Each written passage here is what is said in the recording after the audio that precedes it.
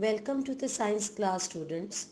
Today we are going to finish the second part of the chapter States of Matter. Okay, so all of you open your book and go to page number 132. Changes in states of matter. The state of matter may be changed by heating or cooling it. All such changes are reversible. Let us perform an activity to observe the changes in the state of matter. So in our previous class, that is States of Matter Part 1, we have learned about the different states of matter. And today we are going to learn about the changes that can happen from one state of matter to another state of matter and how this can happen. So what it is said here, that the state of matter can be changed by heating or cooling it. And all such changes are reversible. The meaning of reversible is that once you go from the solid to the liquid condition, again you can come back from that liquid condition to the solid condition. This procedure is called reversible. Okay. Now let us follow the activity 4 of page number 132. Pour some water in a bowl and put it in a refrigerator. Observe the bowl after about an hour. What has happened to the water in the bowl? It has turned into, what will happen? It will be turned into ice. So we will write ice here. Now number 2, remove the bowl from the refrigerator. Leave it for about half an hour in a room. What do you see after some time? So after keeping that bowl some time in the room temperature, what we can see? The ice has turned into water. Now number 3, pour the water from the bowl into a pan and ask an elder person to boil it. You should not do this activity alone. You must take one of your parents with you or some other elder person of your household. What do you see? On boiling, water begins to change into vapor, or you can also write steam. Okay, the water, that is the liquid condition, will be converted, will be turned into the gaseous state.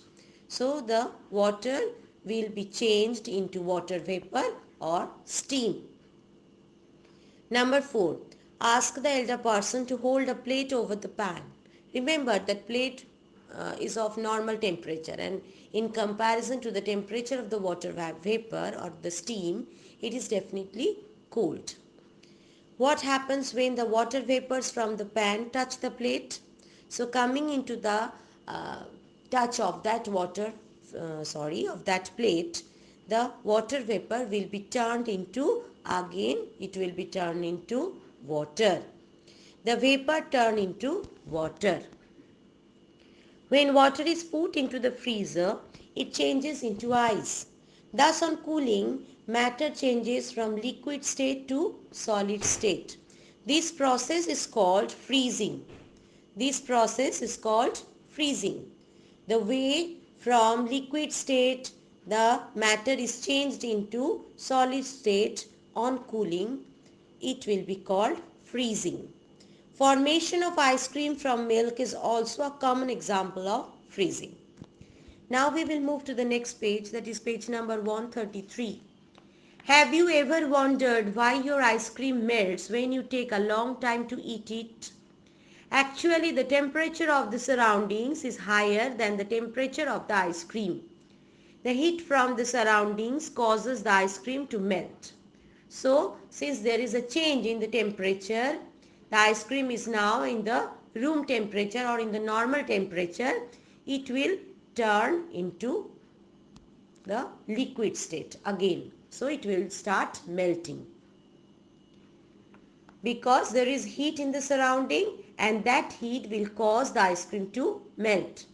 Similarly, when the ice is put out from the refrigerator and is kept in a room, it changes into water by getting the temperature from the room, which is much higher than the temperature of the freezer.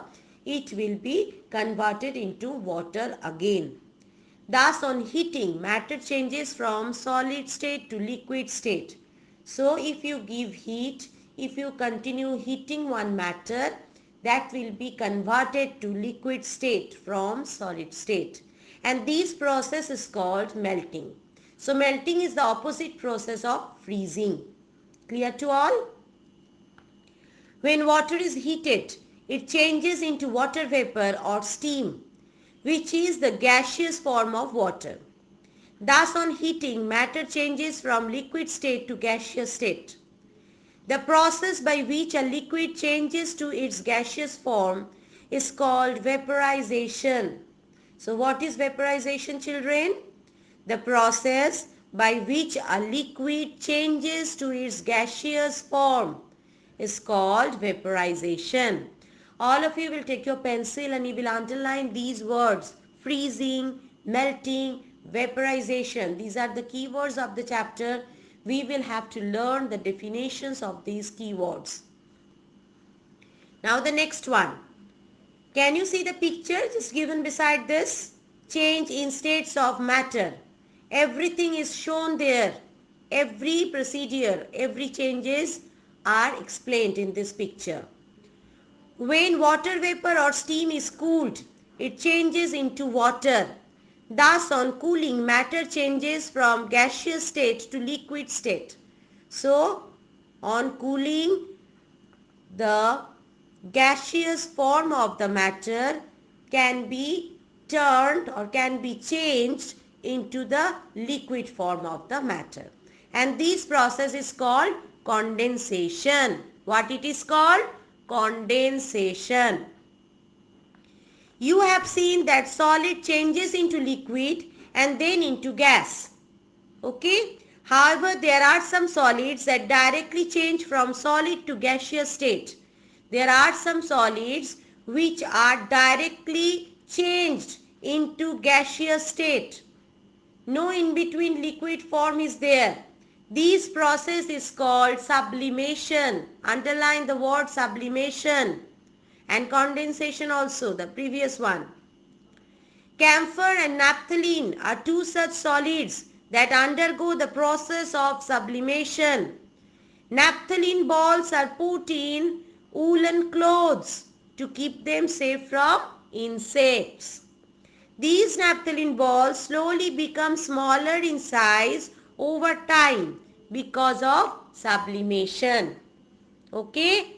So the solid form of the naphthalene balls, most of them, much part of it, are changed or converted to gaseous form. And the round shape of the naphthalene balls, it gradually becomes smaller in size. The warm air present in the surrounding changes the solid balls into gaseous state. Okay? So that is called sublimation. Now our next topic is solution. What do you do to make a glass of water sweet? We add some sugar in it, right? To make a glass of water sweet, we add some sugar in it.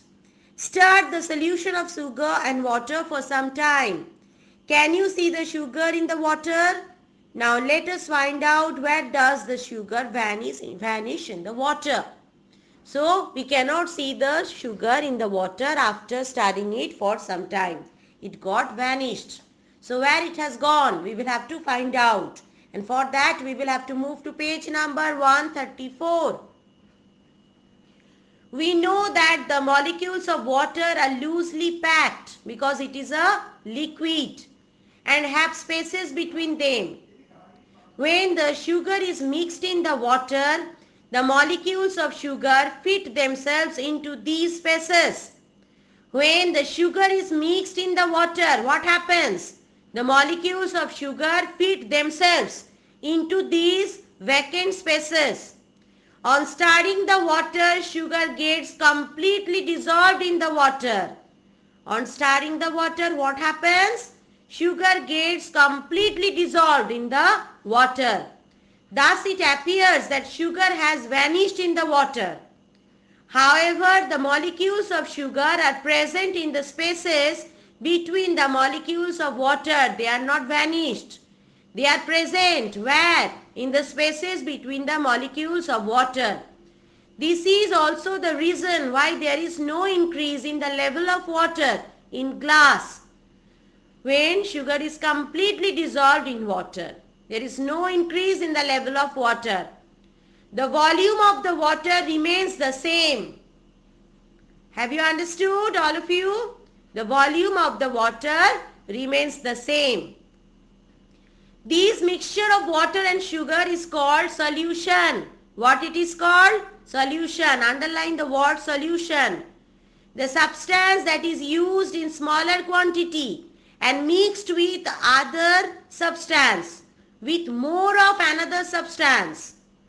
Okay, so that other substance is more than this first one, which is of smaller quantity. And this substance of smaller quantity is called solute. What it is called? Solute. Underline solute. So in this case, sugar is the solute. The substance present in more quantity in the solution is the solvent. Underline again the word solvent. Hence, water is the solvent in this case. Substances that dissolve in water are called soluble substances. Those substances which can be dissolved in water are called soluble substances. What they are called? Soluble substances. Underline these two words. Sugar and salt are soluble substances because they can be easily dissolved in water. Do all solids dissolve in water? No. What will happen when you try to dissolve sand or mud in the water? What will happen? These substances do not dissolve in water. Okay? It will go at the bottom of the cup or of the glass where you have taken it. Substances that do not dissolve in water are called insoluble substances. Underline insoluble substances. Pebble, husk, chalk and sawdust. These are some examples of insoluble substances. Now we are going to follow one more activity to check if a substance dissolves in water. If a substance dissolves in water, we are going to check that from this activity. Pour some water in a glass and mark the level of water with a permanent marker. So what we will do? We will pour some water in a glass. We will take a glass and pour some water in it and mark the level of water with a permanent marker. Add a teaspoon of salt into it. Does the water level rise? The water level rises a little as the salt is not dissolved in the water. Now what we will do? We will stir the water for 5 minutes and then we will check the water level. The level of the water does not change. This is because the salt particles do not occupy any extra space. So where they are? They simply dissolve in water to form a salt solution. Okay? And their particles are fit in the spaces vacant of the liquid. Okay? So they are set in those vacant spaces of the liquid. Have you understood, all of you? Now we will move to page number 135 and we will do track your progress. Name the process involved in change of state of matter in the following cases. Number A, solid to gas. What it is called? Direct from solid to gas? Sublimation. Number B is liquid to gas. That is called vaporization. Number C is solid to liquid. That is called melting.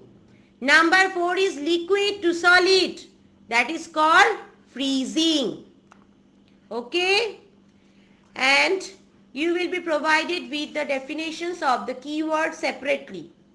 You will do this track your progress only in your book, not in the copy. I hope all of you have understood. Now we will move to page number 136. We will do the assessment zone now. The first one. Tick the correct answer. Number 1. Which of the following things has a fixed shape and volume? Plastic bottle, CD, paper, all of this. What will be the answer? All of these. Next is, which of the following states of matter can flow? Solid and liquid, liquid and gas, gas and solid, solid, liquid and gas. What will be the correct answer? B. Liquid and gas. Number 3. Which of the following states of matter have a fixed volume? Solid and liquid, liquid and gas, gas and solid, solid, liquid and gas. And the answer is solid and liquid. Number 4. Which of the following substance is insoluble in water? Chalk, sugar, salt, none of this. Your answer will be chalk. Number 5. In which of the following situations the level of water in a glass rises maximum? When a teaspoon of salt is added and stirred in water properly. When a teaspoon of sand is added and stirred in water properly.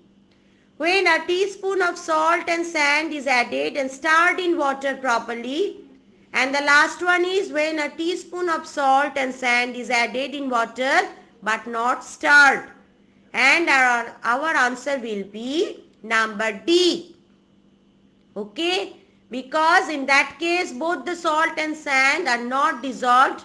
Definitely sand will not dissolve, but the salt will dissolve. So in that case both of them will be at the bottom part of the water and it will increase the level of the water. Now we will move to number B, fill in the blanks. There are dash states of matter.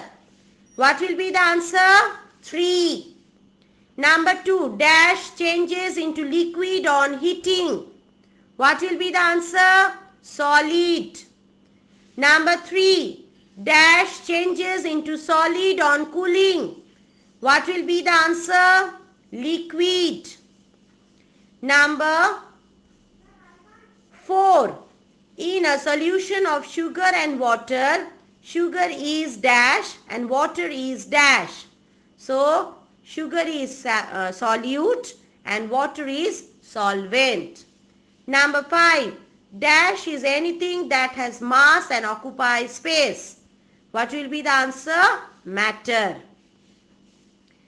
Now we will move to the next one. That is, state true or false. Number 1, milk has fixed mass and volume. This one will be true. Definitely milk has fixed mass and volume because we know liquids have fixed mass and volume. Next is number 2. Molecules in a gas are less tightly packed than solids. Again it will be true. Number 3. Camphor changes directly into solid state. Camphor changes directly into solid state. No, this will be false. Camphor changes directly into gaseous state. Number 4. Salty water is an example of a solution. Yes, this is a true example of a solution. Number 5. Liquids take the shape of a container they are poured in. Yes, if we pour into a glass, it will take the shape of a glass.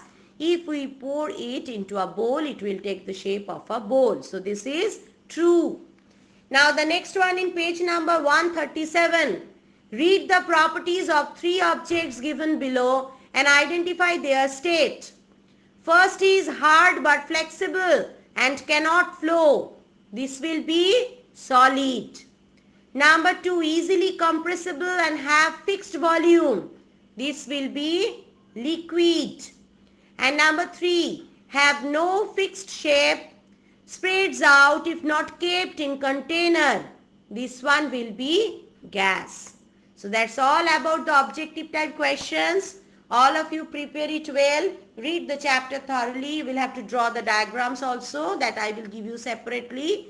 And the question answers and keywords will be provided separately for writing in your copy. Everything that we have done in this class, that will be done in the book only. I hope all of you will remember. Take care and bye.